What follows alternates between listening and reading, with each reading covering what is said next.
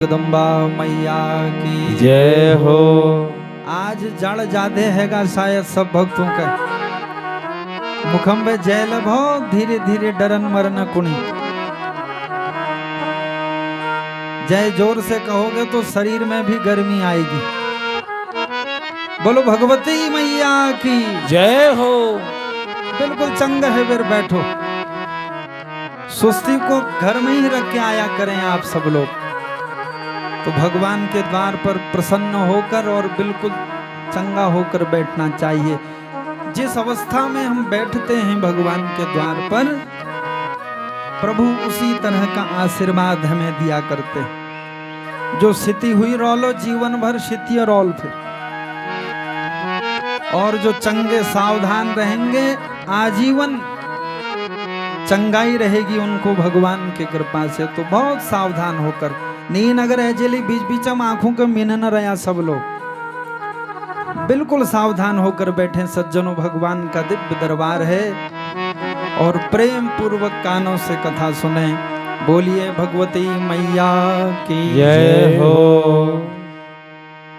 तो नैमिषारण्य का पवित्रतम तीर्थ है। इस पावन तीर्थ पर समस्त सौनकादि 88,000 ऋषि विराजमान है। परम विद्वान गुरुदेव सूत जी के मुख से मां भगवती की महिमा को सुन रहे। आज भी नैमिषारण्य तीर्थ में कलयुग का प्रभाव नहीं होता, क्योंकि भगवान श्री हरि के सुदर्शन चक्र से इस तीर्थ की रचना हुई है। इसीलिए इस तीर्थ का नाम नैमिषारण्य तीर्थ है।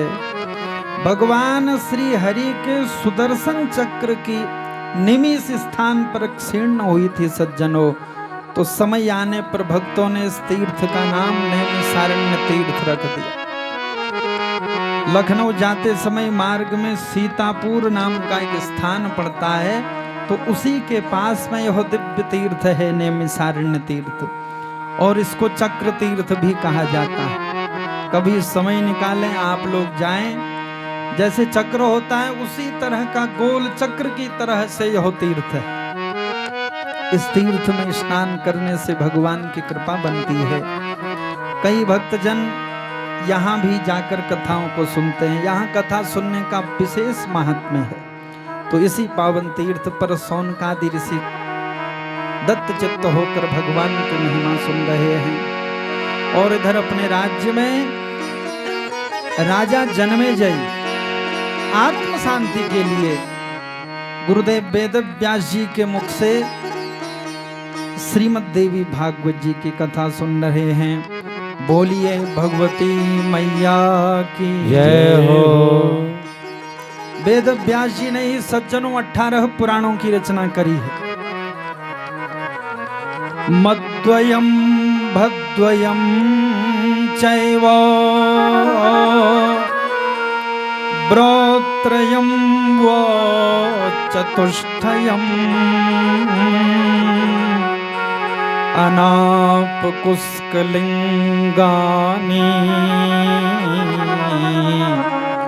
पुराणानि पृथक् पृथक्।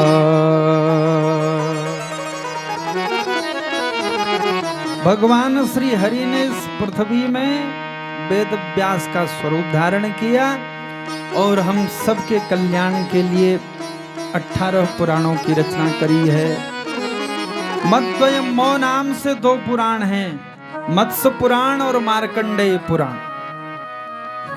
भवद्वयम् भव नाम से भी 2 पुराण हैं, भविष्य पुराण और भागवत पुराण। ब्रोत्रयम् ब नाम से 3 पुराण हैं सज्जनों, ब्रह्म पुराण, ब्रह्मवैवर्त पुराण और ब्रह्मांड पुराण। वो चतुष्टयम् वामन पुराण, विष्णु पुराण, वराह पुराण और वायु पुराण, वो नाम से 4 पुराण हैं, वो चतुष्टयम्। फिर ओ नाम से एक पुराण है अग्नि पुराण, और 9 नाम से पुराण है नारद पुराण।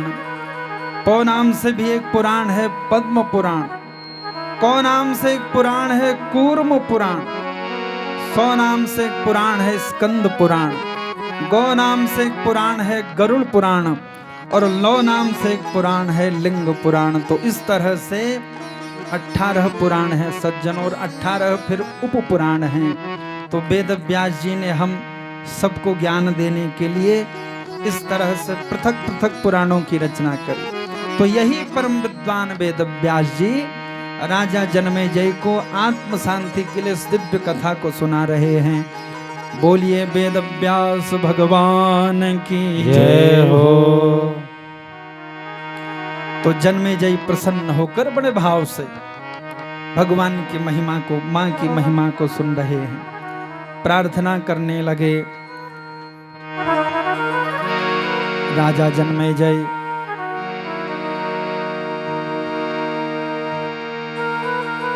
कि हे गुरुदेव, कल के चरित्र में आपने हमें कथा सुनाई कि किस तरह से वसुदेव जी ने पहले जन्म में पाप किए थे। वरुण देवता की गाय यज्ञ के लिए अपने आश्रम में लाए थे, यज्ञ पूरा हुआ, गाय लौटाई नहीं, तो वरुण देवता क्रोध में आ गए, श्राप दिया कश्यप महात्मा को। क्या कि जिस तरह से गाय के बछड़े अपनी मां को प्राप्त करने के लिए दुखी हैं, समय आने पर तुम पृथ्वी में जन्म लोगे और तुम्हें भी संतान के दुख को सहना पड़ेगा। तो यही कश्यप महात्मा दूसरे जन्म में वसुदेव बने और इन्हीं के सामने इनके पुत्रों को कंस ने मृत्यु प्रदान करे, तो संतान का दुख सहना पड़ा। तो इसलिए सज्जनों, एकली कुनील को भल करा भल होल कबे। तो जब तक हम शरीरम विचार बूंद खूना खूनी हम कह गई आंखा नहीं देखन हो तक बहु समेरनु जरा जरा सी बात इनको देख लुल देख जुल, अरे वो क्या बेचता है गोल का तो लोगा, क्योंकि कुछ खून की गर्मी रहती है ना शरीर में, तो भूल जाते हैं कि बाद में सब हमें भोगना पड़ेगा। तो इसलिए जोश में नहीं सदैव होश में रहना चाहिए। तो जोश जो है वह विनाश का कारण है और होश में जो रहते हैं उन पर भगवान की कृपा होती है।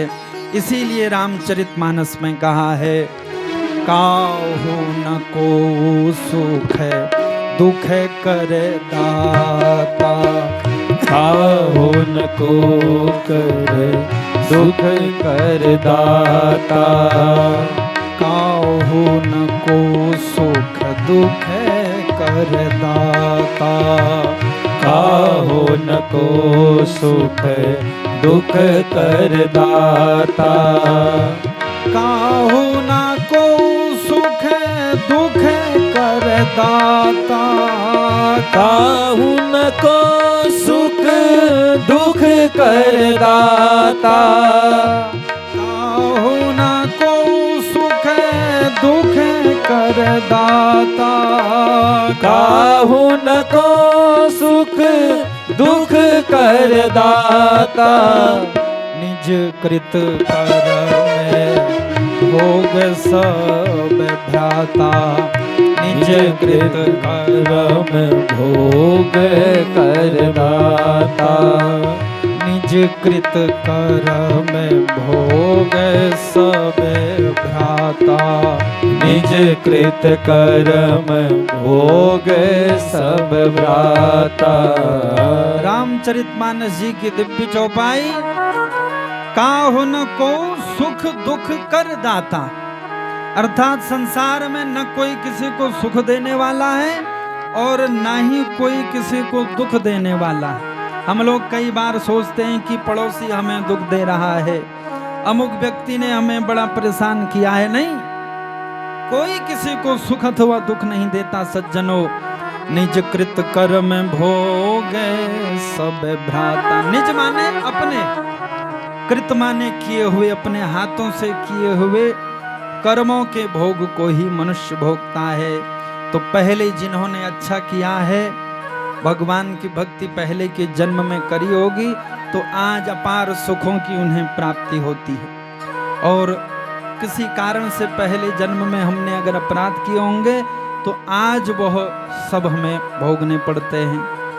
संतान भी पहले जन्म के पुण्य तथा पापों के अनुसार हमें प्राप्त होती है, नहीं तो पुत्र भी आएगा दुश्मन के रूप में। जदिन ब पैद होलो दिन ब रोज तात पानी पिवाल हमको। कई बार हम कहते हैं जब यो पैद हो तो हमको दिल्ली देख रखे को, तो हमने पहले कुछ ऐसा किया होगा सज्जनों, तो पुत्र के रूप में वह दुख देने के लिए हमको आया है। तो इसलिए पहले जो हुआ जैसा हुआ उसे छोड़कर अब हम अच्छा करें, ताकि आगे का जीवन हमारा सुख से बीते। बोलिए भगवती मैया की जय हो। तो गुरुदेव आपने कृपा करी, वसुदेव जी के पहले जन्म की कथा हमें श्रवण कराई। अब कृपा करके देवकी माँ ने कौन सा पाप किया था, तो इस चरित्र को तुम हमें श्रवण कराओ। बोलो भगवती मैया की जय हो। तो वेद व्यास जी अब देवकी के पहले जन्म की कथा को कहने लगे। व्यास उवाचो राजन दक्ष सुते द्वेतु दितिश्चादितिरुत्तमे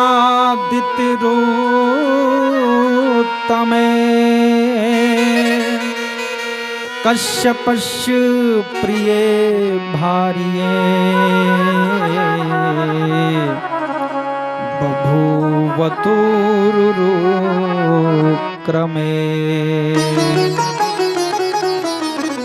वेद व्यास जी कहने लगे राजा जन्मेजय, अब देवकी के पहले जन्म की कथा को तुम ध्यान से सुनो। तो देखो कल आपने कथा सुनी कि पृथ्वी पर एक कश्यप नाम के महात्मा थे। तो देवी सती के पिता हैं दक्ष। तो दक्ष जी की 13 पुत्रियों का विवाह हुआ था कश्यप महात्मा के साथ। दिति, अदिति, बिंता, कद्रु, इस तरह से यह 13 पुत्रियां थी सज्जन। तो सबसे बड़ी जो है वह दिति है, उसके बाद अदिति माँ है। तो इस तरह से सज्जनों 13 पत्नियां हैं।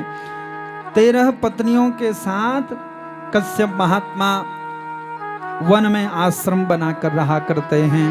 बोलो भगवती मैया की जय हो। तो समय आने पर क्या हुआ, अदिति माँ के गर्भ से देवताओं का जन्म हुआ, इंद्रादिक देवताओं का। देवता जितने भी हैं यह अदिति माँ की संतान है सज्जन। तो इंद्रादिक बलवान देवताओं का जन्म हुआ अदिति माँ के गर्भ से। देवताओं की माँ है अदिति। अब अदिति माँ की संतान हुई, बोले नहीं बस मौन होकर जाएं पीछे को।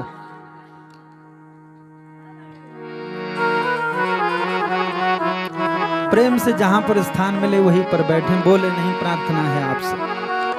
तो क्या हुआ, अदिति माँ के गर्भ से जब देवताओं का जन्म हुआ तो अब दिति माँ को भी इच्छा होने लगी कि देखो इतना समय विवाह के हो गया, अभी तक मेरे गर्भ से किसी संतान ने जन्म नहीं लिया।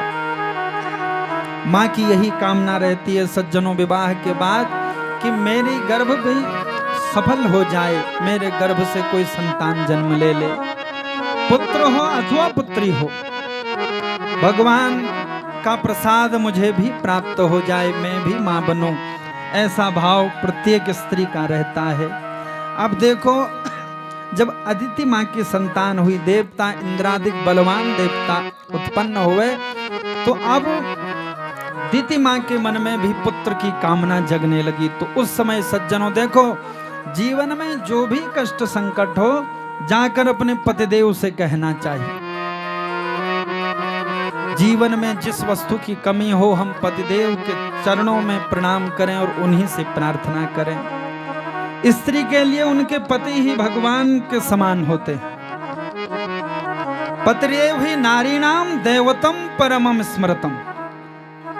पत्नी के लिए पति देवता के समान है, तो इसलिए उनके प्रति अपार श्रद्धा हो। और पतिदेव का भी कर्तव्य है कि पत्नी का आदर करें, उनके साथ प्रेम व्यवहार करें और सदैव उनका ध्यान रखें। यह पतिदेव का भी कर्तव्य है। दोनों सज्जनों एक दूसरे के लिए बने हुए हैं। दोनों के मन में एक दूसरे के प्रति आदर का भाव होना चाहिए। इसमें कोई बड़ा अथवा छोटा नहीं होता। गृहस्थ में मान लो जीवन में पतिदेव ना हो तो कितना कष्ट हमें सहन करना पड़ता है, और अगर पत्नी ना हो तो कितना दुखी होकर रहना पड़ता है। सुख दुख के साथी होते हैं दोनों। तो इसलिए जीवन में जो भी कमी हो हम पतिदेव से प्रार्थना करें।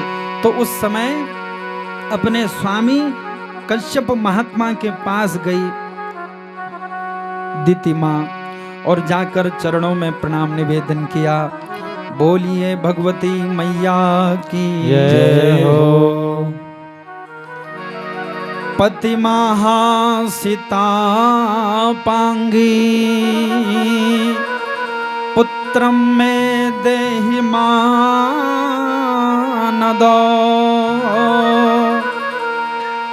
इंद्रतुल्य बलम वीरम धर्मिष्ठम वीर्यवत्तम।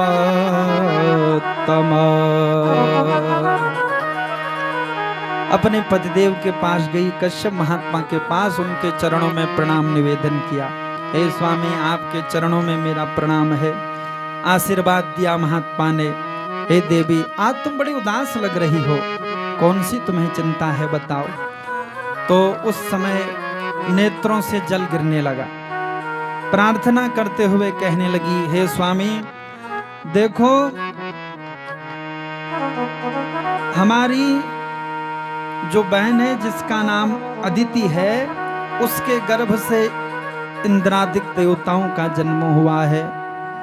लेकिन मैं ऐसी अभागी हूं, अभी तक मेरी कोख सफल नहीं हुई, अर्थात मेरे गर्भ से किसी संतान ने जन्म नहीं लिया। तो हे पतिदेव, मैं तुमसे प्रार्थना करती हूँ, आप मुझे अपना आशीर्वाद प्रदान करें। कोई ऐसा व्रत अनुष्ठान मुझे बतावें जिस विधि से मेरे गर्भ से भी संतान जन्म ले ले। देखो, कई बार ग्रहों की ऐसी दृष्टि हमारे ऊपर हो जाती है कि हमारी संतान नहीं हो पाती है, या जीवन में भयंकर से भयंकर कष्ट आते हैं। तो हम क्या करते हैं, ब्राह्मणों के पास, विप्रजनों के पास जाकर उपाय पूछा करते हैं। वह हमें व्रत नियम उपवास बताते हैं। सज्जनों, विधिवत अगर हम उनको करते हैं तो हमें सफलता की प्राप्ति होती है। तो पतिदेव मैं क्या करूं बताइए। आप जो आज्ञा देंगे मैं उस आज्ञा का पालन करूंगी। बोलो भगवती मैया की जय हो। तो उस समय कश्यप महात्मा प्रसन्न होकर कहने लगे, तमुवाच मुनि कांते स्वस्था भव मयोदिते व्रतांते भविता तुभ्यं शतक्रतु समः सुतः। हे देवी दिति, देखो धैर्य धारण करो तुम। आज तुम मेरे पास कामना से आई हो, तुम्हारी समस्त इच्छाएं अवश्य पूर्ण होंगे। देवी, अगर तुम चाहती हो कि तुम्हारी संतान हो तो इसके लिए तुम्हें व्रत करना पड़ेगा, एक अनुष्ठान करना पड़ेगा। तो समय आने पर इंद्र जैसा बलवान पुत्र तुम्हें भी प्राप्त होगा। प्रसन्न हो गई देवी दिति। जय हो पतिदेव, कहो मैं कौन सा व्रत करूं। तो सज्जनों, उस समय कश्यप महात्मा कहने लगे कि देवी तुम देखो, भगवान श्री हरि की पूजा करो और पयोव्रत को तुम धारण करो। पय कहते हैं दूध को। देखो, एक ऐसा व्रत होता है, पय कहते हैं दूध को, तो दूध पीकर ही इस व्रत के अनुष्ठान को करना पड़ता है। तो कब करते हैं, फाल्गुन शुक्ल पक्ष की प्रतिपदा तिथि से, जिन दिनों होलियां आती हैं। तो सज्जनों, उस समय में फाल्गुन शुक्ल पक्ष की प्रतिपदा तिथि से इस अनुष्ठान को प्रारंभ करते हैं और फाल्गुन शुक्ल पक्ष की द्वादशी तिथि तक 12 दिन तक इस अनुष्ठान को किया जाता है। क्या करते हैं? भगवान श्री हरि की वंदना किया करते हैं, भगवान श्री हरि के दिव्य मंत्रों को जपते हैं। ओम नमो भगवते वासुदेवाय। तो इस तरह से भगवान श्री हरि के मंत्रों को जपा जाता है। बोलिए भगवती मैया की जय हो। तो इस तरह से सज्जनों 12 दिन तक विधिवत भगवान का ध्यान करते हुए, विष्णु भगवान का पूजन करते हुए इस दिव्य अनुष्ठान को किया जाता है और भगवान श्री हरि की पूजा करी जाती है। विधिवत प्रेम से हम भगवान श्री हरि की वंदना करें, भाव से भगवान का पूजन करें। ऐसा समझें कि भगवान श्री हरि नारायण हमारे सामने सगुण साकार रूप में विद्यमान हैं। हमारी इच्छा को प्रभु अवश्य पूर्ण करेंगे। बोलो भगवती मैया की जय हो। तो इस विधि से 12 दिन तक पयोव्रत के अनुष्ठान को तुम करो देवी, और त्रयोदशी को फिर इस अनुष्ठान का पारायण किया जाता है। देवकी सुत गोविंद वासुदेव जगतपते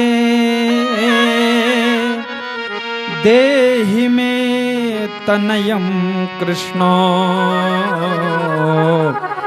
त्वाम अहम शरणं गतः। सज्जनों, पुत्र को प्राप्त करने वाला यह बहुत तेजस्वी मंत्र है। हमारे घर में संतान न हो रही हो और पुत्र घर में न हो रहा हो, और अगर संतान हुई भी है तो उसकी मति अच्छी न हुई हो, तो इस दिव्य मंत्र को जपना चाहिए। देवकी सुत गोविंदो वासुदेव जगतपते देहि में तनयम कृष्णो त्वाम अहम शरणं गतः। भक्त कहते हैं कि प्रभु आप कृपा करके अपने ही जैसा पुत्र हमें प्रदान करें, हमारी संतान को सद्मति आप देवें, दीर्घायुष्य हमारी संतान को प्रदान करें। इस तरह से पुत्र को प्राप्त करने वाला यह दिव्य मंत्र है। और सज्जनों, इस मंत्र को जो नित्य प्रति प्रातः 108 बार, संध्या के समय में 108 बार जो माता पिता जपते हैं, तो उनकी संतान को सद्बुद्धि की प्राप्ति होती है। संतान भी इस मंत्र को जप सकती है। तो देवी भगवान श्री हरि की वंदना करो। और अब कुछ समय बाद फाल्गुन का शुक्ल पक्ष आने वाला है, तो तब तुम इस दिव्य पयोव्रत का अनुष्ठान करो। 12 दिन तक दूध पीना है, और दूध भी किस विधि से? केवल एक बार संध्या के समय में जब हम भगवान की पूजा से निवृत्त हो जाएं तब पीना है दूध। ऐसा नहीं कि जब तक भूख लागी अपन दूध गिलास पकड़ो बैठ गो, इनको खण के खड़ नीचे दूध तो शुद्ध हूँ हड़ा हड़ अपन दिन भर दूध पीणम रो, तो ऐसा भी नहीं करना है। और गाय का शुद्ध दूध होना चाहिए, भैंस के दूध से भी इस अनुष्ठान को नहीं किया जाता। गाय सज्जनों माँ है और समस्त देवता उनके शरीर में निवास करते हैं, तो इसलिए गौ की श्रेष्ठ महिमा है। देखो, अब हम अगर पयोव्रत करें अपने घर में, अगर नियम से नहीं करेंगे तो फल नहीं मिलेगा। फिर आप लोग कहेंगे खाली बामणे से झूठ बलानी, खाली 12 दिन तो भूखे मर गूं और फल तो कुछ मिला नहीं। तो नियम पूर्वक किसी भी कार्य को जब किया जाए तब उसमें हमें फल की प्राप्ति होती है। बोलो भगवती मैया की जय हो।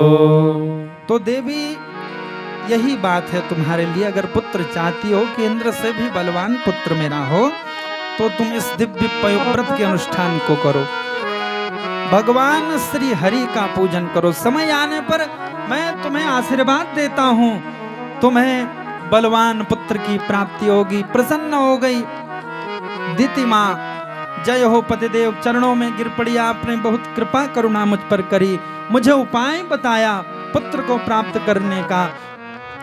ए स्वामी, जो विधि आपने मुझसे कही है मैं उस विधि का पालन करूंगी। तो इस तरह से प्रणाम करके अपने कक्ष में चले गई। समय बीता, फाल्गुन शुक्ल पक्ष का वह महीना आया सज्जनों। प्रतिपदा की पावन तिथि थी। तो इस तिथि से माँ दिति ने दिव्य पयोव्रत के अनुष्ठान को प्रारंभ कर दिया। बोलो भगवती मैया की जय हो।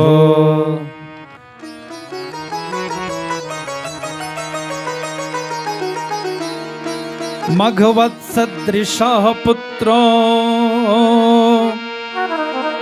भविष्यति महाबलः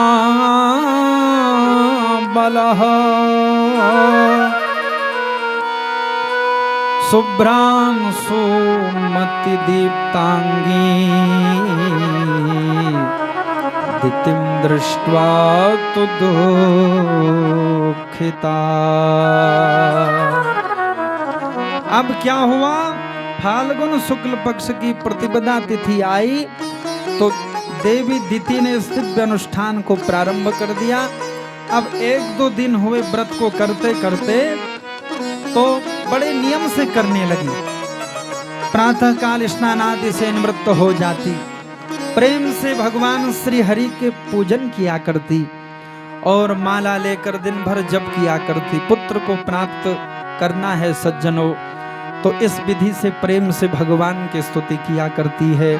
बोलो भगवती मैया की जय हो। और रात्रि में प्रेम पूर्वक भगवान का निराजन करके आरती करके फिर दूध को ग्रहण करके इस तरह से फिर शयन करती है। अब क्या हुआ, 2-3 दिन इस व्रत को करते करते जब हो गया तो व्रत के प्रभाव से इनका शरीर दिव्य तेजस्वी हो गया। व्रत नियम में ऐसी ताकत होती है सज्जनों, जो नियम में रहते हैं, व्रत उपवास किया करते, उनका शरीर बड़ा तेजस्वी हो जाता है। किसकी कृपा से? भगवान की कृपा से। इसीलिए आपने देखा होगा संत महात्मा साधना तपस्या भगवान की भक्ति करते हैं तो कस हेरनी मोटबेर लाल हेरनी हाथी जश। और हम लोग 56 तरह के भोजन करते हैं, फिर मोक सुखबेर खोड़ जो है ना बिल्कुल। तो क्या कारण है? क्योंकि भगवान की कृपा नहीं है हमारे पास। तो भोजन से शरीर तेजस्वी नहीं होता, भगवान के भजन से शरीर तेजस्वी होता है। बोलिए भगवती मैया की जय हो। इसीलिए सज्जनों भगवान की भक्ति को अवश्य करना चाहिए। उमा कहूँ मैं अनुभव अपना, उमा कहूँ मैं अनुभव अपना, उमा कहूँ मैं अनुभव अपना, उमा कहूँ मैं अनुभव अपना, उमा कहूँ मैं अनुभव अपना, उमा कहूँ मैं अनुभव अपना, उमा कहूँ मैं अनुभव अपना, उमा कहूँ मैं अनुभव अपना। सत हरि भजन जगत सब सपना, सत हरि भजन जगत सब सपना, सत हरि भजन जगत सब सपना, सत हरि भजन जगत सब सपना। भगवान शिव कहते हैं देवी उमा, मैं तुमसे सत्य कहता हूं, यह मेरे जीवन का अनुभव है। हम तो जब बात किसी को बताते हैं तो सुनी हुई बातों को कह देते हैं, लेकिन भगवान शिव कहने लगे यह सुनी हुई बात नहीं है। उमा कहूँ मैं अनुभव अपना, यह मेरे जीवन का अनुभव है। मैंने इसे अपने जीवन में अनुभव किया है। क्या? सत हरि भजन जगत सब सपना। सत्य क्या है? केवल भगवान का भजन है। संसार स्वप्न की तरह है सज्जनों। जैसे स्वप्न कितनी भी गहरी निद्रा में हम सोएं, एक समय ऐसा आता है कि स्वप्न को टूटना पड़ता है। तो इसी तरह से संसार भी सपने के समान है। एक दिन इस संसार को छोड़कर हम सब चले जाएंगे। मकान, जमीन, समस्त सुख, सगे संबंधी, पुत्र, पत्नी, ये सब यहीं रह जाएंगे। तो हमने जो धर्म का कार्य किया है, मृत्यु के बाद वही हमारे संग में चलता है। तो सत हरि भजन, सत्य तो केवल भगवान का भजन है। इसीलिए कहा ब्रह्म सत्यम जगन मिथ्या। ब्रह्म का अर्थ होता भगवान ही सत्य हैं और यह जगत जो है मिथ्या है। तो इसलिए सज्जनों, भगवान की भक्ति से मनुष्य का शरीर दिव्य तेजस्वी होता। भजन अवश्य करना चाहिए और हफ्ते में 1-2 बार व्रत भी अवश्य लेना चाहिए। थोड़ा जो हमारी अंदर की मशीन है इसको भी थोड़ा रेस्ट मिल जाता है। नतर जदिन में हम पैर धोनू रोज खाऊं बुकाऊं रही हमों का, तो पेट तो कभी भरता नहीं। तो इसलिए थोड़ा मशीन को भी विश्राम देना चाहिए। बोलो भगवती मैया की जय हो। शरीर दिव्य तेजस्वी हो गया। अब क्या हुआ, इनकी जो छोटी बहन थी जिसका नाम अदिति था, इसने जब देखा कि अरे देखो दीति तो अनुष्ठान कर रही है पुत्र को प्राप्त करने के लिए, अब इसका शरीर कितना तेजस्वी हो गया है, लगता है कि इसे पुत्र की प्राप्ति अवश्य होगी। तो अब इसका हृदय जलने लगा। कभी कभी हमारे मन में जब कोई दूसरा व्यक्ति सुखी होता है तो हम लोग जलने लग जाते हैं। पड़ोसी सुखी होगा तो हमें अंदर से कांटे चुभने लग जाते हैं। तो हम क्या सोचते हैं कि देखो हमारे तो रोज ऐसे बिडवर आए और पड़ोसी क्यों बाहर है हृदय, 5 अंगुलियां घी में और सिर कढ़ाई में। तो इस तरह से हम सोचते हैं, ये नहीं देखते कि वह कितना परिश्रम करता है, कितना उसने त्याग किया है, कितनी भगवान की भक्ति करी है। तो सज्जनों, किसी के सुख से जलना नहीं चाहिए। हम भी परिश्रम करें, त्याग करें और भगवान की भक्ति करें। प्रभु की कृपा होगी तो उनकी कृपा से एक समय ऐसा आएगा कि हम भी सदैव सुखी और स्वस्थ रहेंगे। तो जलना नहीं चाहिए, परिश्रम करना चाहिए। अब जलने लगी अदिति, तो इसको क्रोध आने लगा, अरे अगर समय आने पर इसका भी बालक होगा तो फिर अच्छा नहीं होगा। तो इसलिए क्या किया, उस समय अपने सबसे ज्येष्ठ पुत्र देवराज इंद्र को अपने पास बुलाया। इंद्र ने प्रणाम किया, कहा माँ बताओ तुमने मुझे क्यों याद किया है। बोलो भगवती मैया की जय हो। तो उस समय में देवराज इंद्र से कहने लगी अदिति, जो देवताओं की माँ है, उसने कहा कि पुत्र इंद्र देखो, तुम्हारी जो सौतेली माँ है जिसका नाम दिति है, यह पयोव्रत कर रही है। इसने स्वामी से पूछा है उपाय किस तरह से इंद्र जैसा बलवान पुत्र मुझे प्राप्त हो। तो समय आने पर इसके गर्भ से तुम जैसा बलवान पुत्र होगा और मैं नहीं चाहती कि इसके गर्भ से संतान जन्म ले। तो पुत्र तुम मायावी हो, बलवान हो, बुद्धिमान हो, देवताओं के राजा हो, इसलिए ऐसा उपाय करो जिस तरह से इसका गर्भ नष्ट हो जाए, संतान इसकी जन्म न ले, यह तुम उपाय करो। ऐसी विद्या इसने अपनी संतान को सिखाई। अपन संतान का भल बात से कौन सज्जनों, देखो हम गांव में रहते हैं, अगर किसी कारण से गांव में किसी व्यक्ति से हमारी बोलचाल बंद भी हो जाए तो संतान से नहीं कहना चाहिए उस बात को। संतान प्रणाम करे, उनका आदर करे, इससे क्या होगा, उसकी बुद्धि सदैव पवित्र रहेगी। हम लोग के करनो क्या होने लड़ाई होली, चलो होला क्या दिलील कोई हूँ झन बोले, अब यहाँ भेटन ल झन दिए एक और पहला कुणेल जरवन थी। तो ऐसी उल्टी विद्या, ये विद्या फिर बाद में हमारे ही काम आती है। फिर चौल जब ठुल है जा उसा करा फिर हमर दगड़ल। पहले तो गांव समाज में व्यवहार में कभी हम किसी को शत्रु न बनाएं, सबके साथ सज्जनों प्रेम का व्यवहार होना चाहिए। कदाचित कभी कभी बुद्धि भ्रमित हो जाती है, अगर बोलचाल बंद भी हो जाए किसी से तो संतान को उसमें नहीं सम्मिलित करना चाहिए। बोलो भगवती मैया की जय हो। हे पुत्र बस मैं तुमसे यही प्रार्थना करती हूँ। तो इंद्र ने कहा हे माँ, और तो बहुत छोटी सी बात है, अरे मैंने सोचा कोई बड़ा काम होगा, एक पल में मेरे लिए कोई यह बड़ा कार्य नहीं है। बहुत बलवान हूं, मायावी हूं, कुछ ही समय में इस कार्य को सिद्ध करके यह शुभ समाचार मैं तुम्हें देता हूं। इस तरह से प्रणाम करके देवराज इंद्र अब कहां गए? दिति मां के पास गए, जो सौतेली मां थी। तो मां उस समय भगवान की आराधना में बैठी हुई थी। बोलो भगवती मैया की जय हो।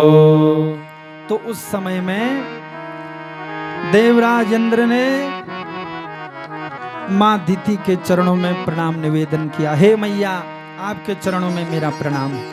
आशीर्वाद दिया दिति मां ने, हे पुत्र तुम्हारी जय हो, तुम्हारा कल्याण हो। जो सदाचारी होते हैं वो सबकी संतान को अपनी संतान की तरह मानते हैं सज्जनों। अरे यह मेरी सौत का पुत्र है, मेरा ही पुत्र है। प्रेम से हृदय से लगा लिया देवराज इंद्र को। कुभाव को नहीं जानती कि किस निमित्त से वो मेरे पास आया है। तो उस समय देवराज इंद्र ने मीठी बातें करते हुए कहा, श्रुत्वा मातृवचः सक्रो विचिन्त्य मनसा ततः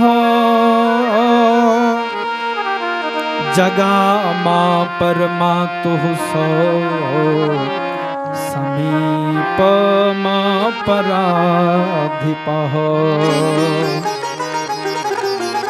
प्रणाम करके आशीर्वाद प्राप्त किया और प्रसन्न होकर प्रेम से कहने लगे, हे मां, आप आजकल बहुत दुबली लग रही हो,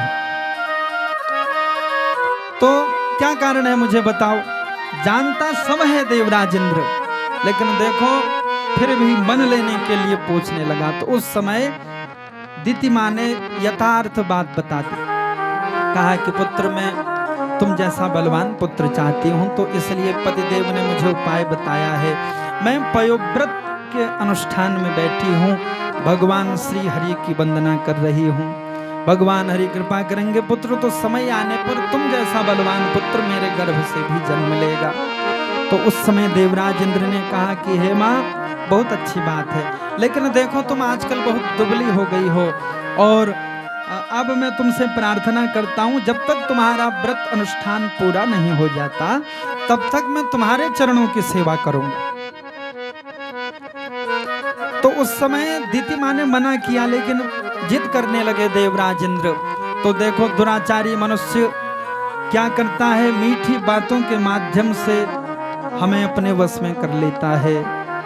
तो इसलिए बहुत मीठा बोलने वाला व्यक्ति भी कभी कभी भयंकर रूप ले लेता है, तो इसलिए सावधान हो जाना चाहिए। आज तक कभी देवराज इंद्र ने इस तरह का व्यवहार मां दिति के साथ नहीं किया था। समाज में हम रहते हैं, कोई व्यक्ति बहुत अगर मीठी बात हमसे करने लग जाए तो समझना चाहिए कि कुछ ना कुछ कपट इसके मन में है। तो इस तरह से अब वह तो माँ थी, भगवान की भक्त थी सज्जनों। तो उस समय देवराज इंद्र से कहा कि पुत्र ठीक है, अगर तुम सेवा करना चाहते हो तो अच्छी बात है, वैसे मुझे कोई सेवा की आवश्यकता नहीं है, तो लेकिन तुम्हारी इच्छा है, भाव है, तुम मुझे अपनी माँ मानते हो तो ठीक है पुत्र। तो इस तरह से अब वहीं अपने सौतेली माँ दिति के पास देवराज इंद्र रहने लगे। बोलो भगवती मैया की जय हो।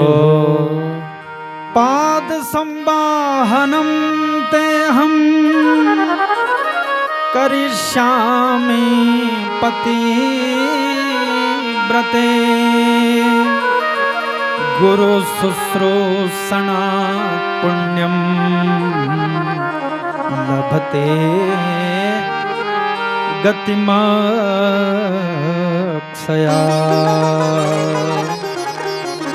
अब क्या करते, जिस समय मां स्नान के लिए जाती तो उस समय जल रख देते, पूजा के लिए बैठती तो सुंदर पुष्पों को चुनकर ले आते देवराज इंद्र। प्रतीक्षा करने लगे, मुझे ऐसा अवसर मिल जाए जो मैं इसके गर्भ के अंदर घुस करके उस गर्भस्थ शिशु की हत्या कर दूं। लेकिन देखो, जब भी हम किसी व्रत को करें, अनुष्ठान में बैठे हों, तो उस समय सज्जनों नियमों का पालन करना चाहिए, बहुत पवित्र होकर रहना चाहिए। वाणी पवित्र हो, दृष्टि पवित्र हो, खान पान हमारा पवित्र हो, आचरण पवित्र हो, मन पवित्र हो, सबके प्रति प्रेम का भाव हो। इस तरह से जब हम अनुष्ठान को करते हैं तो उस अनुष्ठान में हमें सफलता मिलती है। मन पवित्र हो ना, सबसे हम चिढ़ते रहें, वाणी से व्रत के दिन हम दुर्वचन कहें, तो कितना ही व्रत नियम कर लें, सफलता हमें मिल नहीं सकती। अब अवसर को खोजने लगे देवराज इंद्र। रात्रि के समय में जब सोने के लिए जाती दीति मां, तो उस समय उनके चरणों को दबाने लग जाते। बोलो भगवती मैया की जय हो। तो इस तरह से सज्जनों, अब देवराज इंद्र अवसर को खोजने लगे। तो वेद व्यास जी कहने लगे, राजा जन्मेजय, जब भी हम व्रत नियम अनुष्ठान करें तो उस समय में बहुत पवित्रता का ध्यान देना चाहिए। तो एक दिन की बात क्या हुआ,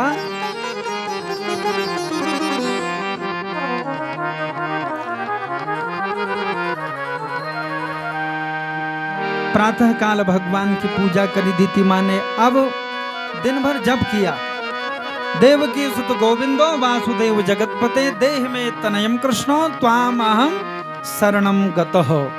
इस मंत्र का सतत रूप से जप करने लगी। अब संध्या के समय में भगवान श्री हरि की आरती करी। प्रेम से भगवान की आरती करनी चाहिए। आरती की भी विधि है सज्जनों, किस विधि से आरती को किया जाता है आगे के चरित्रों में आपको सुनाएंगे। तो आरती करी, उसके बाद भगवान को उस दुग्ध का भोग लगाया। किसी भी वस्तु को ग्रहण करें, सबसे पहले भगवान को ही उसको अर्पण करना चाहिए। वस्त्र भी पहने तो सबसे पहले भगवान को स्पर्श कराएं। प्रभु की कृपा से उस वस्त्र में जो दोष दुर्गुण होते हैं, प्रभु की कृपा से वह सब वस्त्र शुद्ध स्वच्छ और प्रसाद बन जाता। भोजन भी पहले भगवान को अर्पण करें। घर से जब जाते हैं तो भगवान से कहना चाहिए, प्रभु मेरे घर की रक्षा आप करें। जब घर आए तब भी पहले भगवान से कहें, प्रभु आपने कृपा करी, मेरे घर की रक्षा सुरक्षा करी, आपकी जय जयकार हो। मनुष्य हम हैं, मनुष्य की तरह जीने का हम प्रयास करें सज्जनों। तो ऐसे जो भक्त करते हैं, भगवान की कृपा बहुत बहुत बहुत उनके ऊपर बनी रहती है। अब उस प्रसाद को जब भगवान को भोग लगाया तो उस दूध को पिया, क्योंकि दूध एक ही बार पीना था एक दिन में। गाय के उस शुद्ध दूध को ग्रहण किया। अब देखो, लगभग 10 दिन हो गए हैं व्रत को करते करते। शरीर बहुत दुबला हो गया, शरीर में बहुत बल अब है नहीं। तो अब क्या हुआ, उस स्थान पर बैठी हुई थी अपने सैया के पास, तो वहीं पर दुग्ध पान कर रही थी। तो दूध पीते पीते उस दुग्ध के पात्र को नीचे रखा और एकदम से दीति मां को निद्रा आ गई। थकान हुई थी दिन भर पूजा करते करते सज्जनों, तो एकदम से निद्रा आ गई। तो आज अपने मुख को शुद्ध करना भूल गई दीति मां। बोलो भगवती मैया की जय हो। तो नियम का बड़ा महत्व है व्रत अनुष्ठान में। तो देखो, व्रत के दिन जब हम दूध पीते हैं ना, तो दूध पीकर भी मुख को शुद्ध करना चाहिए, यह नियम है। तो हम लोग ऐसा बहुत कम किया करते हैं। दूध तो शुद्ध हूं, दूध पी फिर मुख को धोई करो, तो हम लोग शुद्ध नहीं करते, तो करना चाहिए। और शुद्धि बहुत होनी चाहिए व्रत में। भोजन पवित्र हो, भोजन जब बनावें तो उस समय भी भगवान का ही चिंतन करना चाहिए। तो इस तरह से सज्जनों देखो, दूध पीकर भी मुख को शुद्ध करने का विधान है। हम लोग कई बार भोजन कर बेल मुख ने धोई कर, मुखम दाव भात लगे रोल उकोल, चलो सब ठीक है, रोश्य पोछा पाछी करी, इनको सही है। चलो गर्मियों में तो धो भी लेते हैं, लेकिन जाड़ो दिना तो खाली अंगवा ठुक ठुक धोण है, बस ठंडे है रे। और खटिया में बैठ बे, तो ऐसा हम लोग किया करते हैं, तो इस पाप से बचे। बिस्तर में भी भोजन नहीं करना चाहिए। बिस्तर में कौन करते हैं भोजन, बताओ?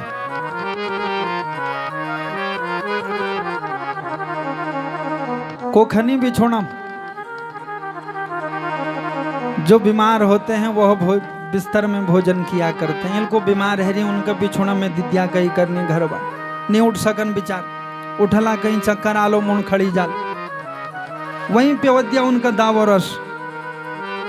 तो बीमार व्यक्ति को बिस्तर में दिया जाता है सज्जनों। तो इसलिए बिस्तर में हम तो स्वस्थ हैं। अगर हम चाहें कि आजीवन हम स्वस्थ रहें तो बिस्तर में भोजन नहीं करना चाहिए। नीचे बैठकर सुंदर खड़े होकर भी भोजन नहीं किया जाता, उससे भी मां अन्नपूर्णा का अपमान होता है। पवित्र होकर जूते पहनकर भी भोजन नहीं करना चाहिए। तो भोजन तो छोड़ो, आजकल तो रशिया में जूता लिबेर चप्पल पैर में रोटा का पाथी करनी माता जी लोग। गुरु महाराज यो शुद्ध वाल चप्पल छिको। अब वो कौन सी कंपनी है ना जाने जो शुद्ध चप्पल अगर सोने के भी होंगे तो उन्हें सिर पर कोई नहीं रखेगा, पैरों में ही वह पहने जाते हैं। तो इसलिए अगर जाड़ों में ठंडी लगे तो सज्जनों चौके पर खड़े होकर लकड़ी के चौके को बनावें, उसमें आसन हम बिछा सकते हैं। तो रसोई में मां अन्नपूर्णा की कृपा सदैव बरसती रहे, कभी हमारे घर में अन्न धन की कमी न हो। तो इसलिए इस विधि से पहले से ऐसे नियम थे, तो आज हम सब भूल चुके हैं अपने संस्कारों को। शास्त्र कहते हैं संस्कार रहिता ये तो तेसाम जन्म निरर्थकम। संस्कारहीन जो मनुष्य है उनका जन्म निरर्थक होता है। खाली देखना में होनी वो मनुष्य बस, उनमें और पशुओं में कोई अंतर नहीं होता। पशुओं के सींग और पूंछ होती है, यूं ही दुई चीज नहीं होने रहा है उन पर बस, बाकी लक्षण सब पशुओं की तरह होते हैं। तो इसलिए साफ स्वच्छ रसोई में बैठकर और परिवार के सदस्यों ने मिलकर भोजन करना चाहिए, उससे परिवार में प्रेम बढ़ता है। चलल थाय पकड़ी लफण कमरम दौड़ धर, चेलिल दूर वाट धरा इल दौड़ धर लेंटरम और बोजुल टीवी का घिन बखण हो। जिस माँ ने प्रेम से भोजन बनाया वो अकले रह जने हो रशिया में बिचार 4 रोटा भूख होली अकले के खई पे 1 करोड़ खाना हो। तो इसलिए सब लोग संग बैठे, भोजन और भजन मिलकर करना चाहिए, सिद्धि मिलती है। इस तरह से प्रेम बढ़ता है परिवार में। और आप कभी देखना, कभी अकेले भोजन करके देखें तो कम भोजन करेंगे, और संग में 2, 4, 5, 6 लोग परिवार के बैठे होंगे तो कई दिनों तो रोटला कम पड़ जाए। तो उसका यही कारण है सज्जनों, बोलते हुए हंसते हुए हम लोग भोजन करते हैं तो वह भोजन हमें सुख देता है। बोलो भगवती मैया की जय हो। तो इस तरह से भोजन को करने की विधि है। तो मुख को शुद्ध करना, हाथ को धोना चाहिए, खाने से पहले भी हाथों को हम स्वच्छ करें। और इस विधि से जो भोजन करते हैं तो उन्हें दीर्घायु की प्राप्ति होती। अब क्या हुआ, दुग्ध पीकर मुंह को शुद्ध करना मां दिति भूल गई, वहीं पर निद्रा आ गई। तो उस समय देवराज इंद्र को अवसर मिल गया। देखो, जब हम अपवित्र रहते हैं तो जो दुराचारी दैत्य हैं वह हम पर आक्रमण किया करते हैं। हम चाहें कि भगवान की कृपा हम पर बने तो पवित्र होकर हम रहे। जो पवित्र रहते हैं तो राक्षस लवनु देवीर भय भीतरन। तो क्या हुआ, देवराज इंद्र प्रसन्न हो गए, अरे अब अवसर मिल गया, इस समय मां पवित्र है। आज तक तो मैं चाहकर भी इनका कुछ नहीं बिगाड़ पा रहा था, क्योंकि नियम में थी, अनुष्ठान में बहुत पवित्रता से रह रही थी। आज इन्होंने दुग्ध पी करके मुख को शुद्ध नहीं किया, तो अवसर अच्छा है। तो उस समय देवराज इंद्र ने छोटे से रूप को धरा और मां दिति के गर्भ के अंदर घुस गए। बोलो भगवती मैया की जय हो। बहुत सूक्ष्म रूप बना करके हाथ में वज्र को ले लिया, एक छोटी सी छुरी अर्थात वज्र को धारण कर लिया हाथ में। और इस तरह से सज्जनों, अब गर्भ में जो बच्चा पल रहा था उसने जब देवराज इंद्र को देखा हाथ में इसके छुरी वज्र है, एकदम से वह भयभीत हो गया। अरे मैं तो यहाँ सुख से रह रहा था, यह कौन है जो इस समय मुझे कष्ट देने के लिए आया है। तो इसीलिए गर्भ का नाश नहीं करना चाहिए सज्जनों। पुत्र हो अथवा पुत्री हो, गर्भस्थ शिशु में भी प्राण होते हैं, वो भी भयभीत रहता है। अपने प्राणों की चिंता सबको होती है। तो उस समय में वह गर्भस्थ शिशु भय से कांपने लगा। तो क्या हुआ? उदरम प्रविवेशासु तस्या योग बलेन वै गर्भम चकर्त वज्रेणो सप्तधा पविनायक।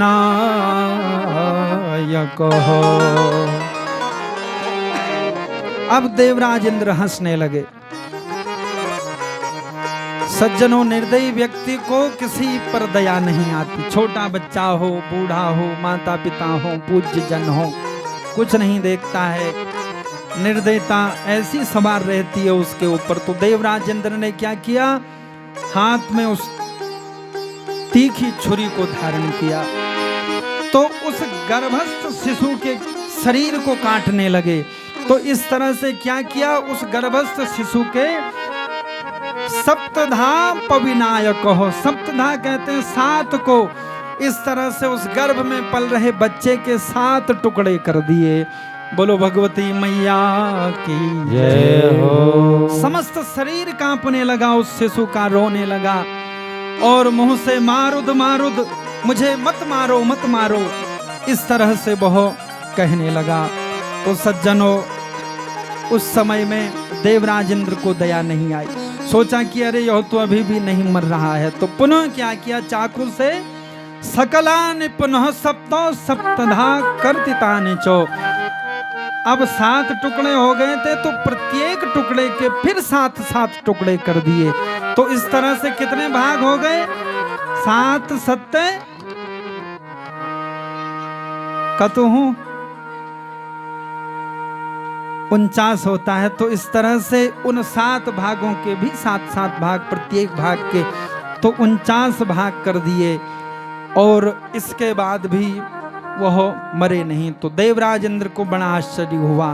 तो सज्जनों देखो, प्रभु की कृपा उस गर्भस्थ शिशु पर रही। तो बाद में गर्भ को तो नष्ट कर ही दिया था। तो बाद में फिर देवराज इंद्र ने इन 49 भागों को मरुत गणों की उपाधि देती। बोलिए भगवती मैया की जय हो। बाद में यही 49 भाग फिर 49 तरह की हवाएं बनी। तो जो यह हवाएं होती है सज्जनों, बड़ी भयंकर होती हैं हवाएं। शरीर में कहीं पर हवा पड़ जाए तो कितने हम भयंकर दुखी हो जाते हैं। तो यह वही हवाएं हैं जो 49 भाग हैं। इन्हीं को फिर मरुत गणों की उपाधि मिली। जिस समय श्री हनुमान जी ने लंका दहन किया था सज्जनों, तो चले मरुत 49। तो उस समय पर 49 तरह की हवाएं चली और उस हवा के माध्यम से समस्त लंका का दहन हनुमान जी ने किया। बोलिए हनुमान जी महाराज की जय हो। तो उस समय में दिति मां के गर्भ को नष्ट कर दिया। गर्भ से बाहर आए और देवराज इंद्र वहां से भाग गए। तो दुराचारी व्यक्ति जब काम उसका सिद्ध हो जाए तो चले जाता। अब प्रातः काल क्या हुआ? दिति मां उठी, बड़ा दुख हुआ। अरे मैं बहुत थक गई थी, कल रात्रि में मुख को शुद्ध करना भूल गई। तो एकदम से अपने गर्भ पर ध्यान दिया। तो मां समझ जाती है गर्भ में पल रहे बच्चे की क्रिया प्रतिक्रिया को सज्जनों। मां का तार उसके संग में जुड़ा रहता है। तो उस समय एकदम आश्चर्य हुआ कि अरे जो गर्भ में मेरा बच्चा था वह कोई, उसमें कोई चेतना नहीं लग रही है। लगता है मेरे गर्भ को नष्ट कर दिया किसने? देवराज इंद्र ने। दुखी हो गई। तो उस समय सज्जनों वेदव्यास जी कहने लगे, राजा जन्मेजय, बाद में पता लगा कि अदिति के माध्यम से ही देवराज इंद्र ने मेरे गर्भस्थ शिशु की हत्या करी। तो उस समय दिति मां को बड़ा दुख हुआ। अब मैं क्या करूं? हे भगवान, कैसी मेरे ऊपर विपत्ति आई। मैं तो पुत्र को प्राप्त करने के लिए भगवान का भजन कर रही थी, आराधना में बैठी हुई थी, किसी को दुख नहीं दे रही थी। अब मैं क्या करूं, सर पटकने लगी। तो उस समय में श्राप देने लगी दिति मां अदिति को, यथा में करती तो गर्भ तव पुत्रेण छद्मना, तथा तन्नासमाया तो राज्यं त्रिभुवनश्यतो।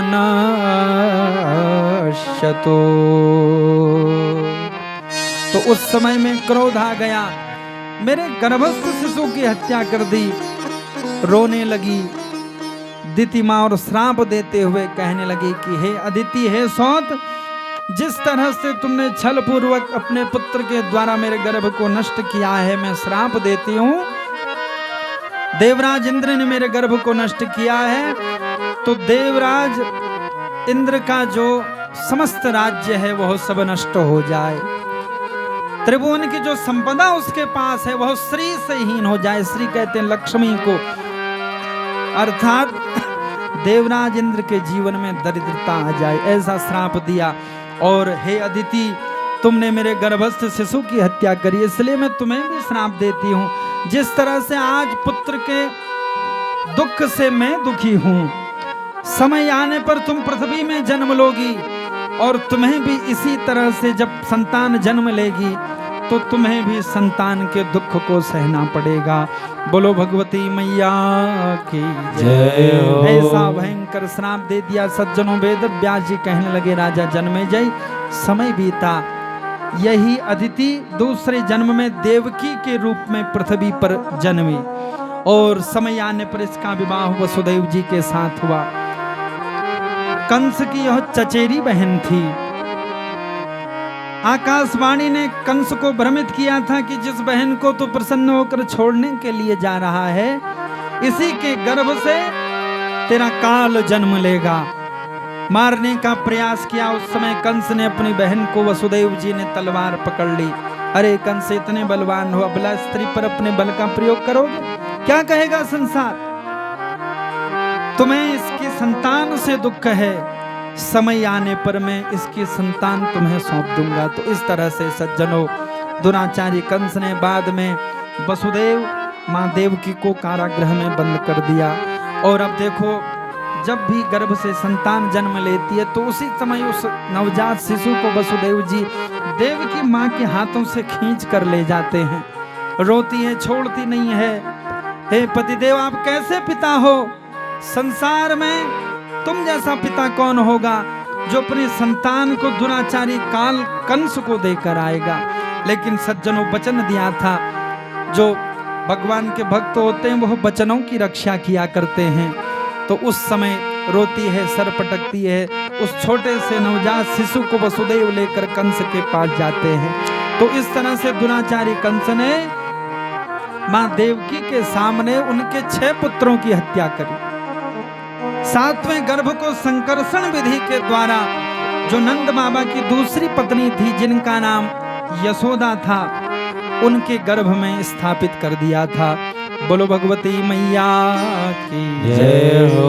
और इधर कंस को पता लगा कि 7वां गर्भ गिर गया और समय आने पर फिर 8वें गर्भ में मां देवकी के गर्भ में भगवान श्री हरि अपने अंश रूप में प्रकट भये। तो समय आने पर भगवान श्री कृष्ण ने इस पृथ्वी में जन्म लिया। बोलो कृष्णचंद्र भगवान